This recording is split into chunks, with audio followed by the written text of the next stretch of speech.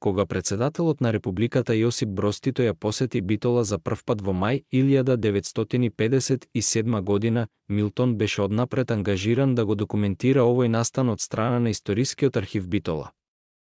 На неколку дни пред пристигнувањето на председателот Тито, со Милтон беа утврдени низа детали и во врска со тоа. Тој заедно со тогашниот директор на Историскиот архив изработија заедничко сценарио според кое требаше да се реализира снимањето. Всушност тоа беше мощно разработен план со цел Милтон да може што поавтентично да го регистрира овој настан. Меѓутоа Милтон успеа да реализира само еден дел од овој план бидејќи протоколот влијаеше врз тоа.